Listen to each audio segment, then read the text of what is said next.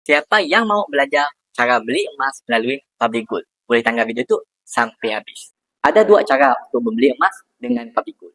Cara yang pertama ialah melalui akaun emas gap ataupun gold accumulation program, yang merupakan akaun emas yang mana tuan-puan boleh kumpul sikit-sikit emas tu dengan akaun dengan bajet serendah RM100 ataupun 1 gram sebelum tuan-puan keluarkan emas fizikal.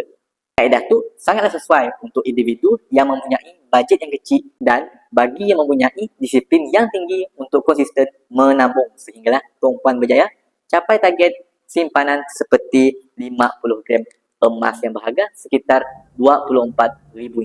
Yang kedua, physical outright purchase. Itu adalah merupakan belian emas fizikal secara terus. Perlu pun tuan-puan menabung sikit-sikit dalam akaun emas gap.